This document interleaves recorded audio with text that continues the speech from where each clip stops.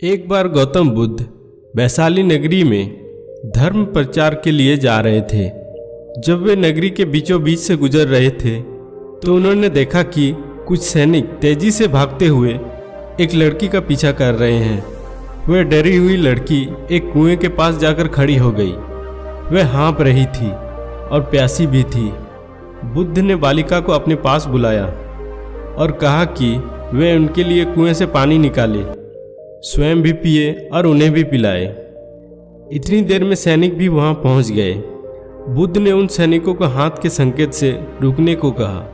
उनकी बात पर वह कन्या कुछ झेपती हुई बोली, महाराज, मैं एक अछूत कन्या हूँ। मेरे कुएं से पानी निकालने पर जल दूषित हो जाएगा। बुद्ध ने उससे फिर कहा, पुत्री, बहुत जोर की प्यास लगी है, पहले तुम पानी पिलाओ। इतने में वैशाली के राजा भी वहां आ पहुंचे। उन्होंने बुद्ध को नमन किया और सोने के बर्तन में केवड़े और गुलाब से सुगंधित पानी को पीने के लिए पेश किया, लेकिन बुद्ध ने उसे लेने से इनकार कर दिया।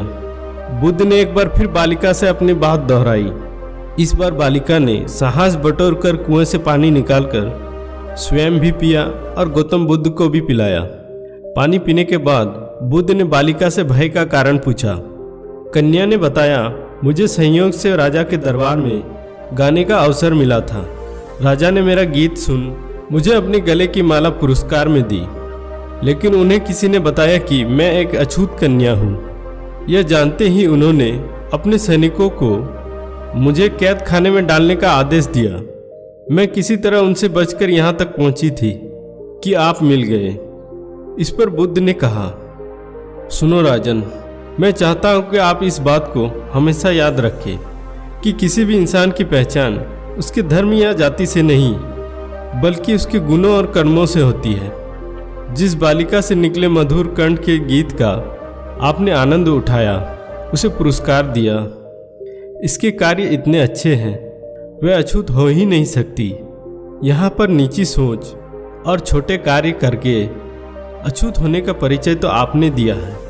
इसलिए मेरी नज़रों में यह कन्या नहीं बल्कि आप अछूत हैं। वैशाली नरेश बुद्ध के सामने शर्मिंदा होने के अलावा और कर भी क्या सकते थे।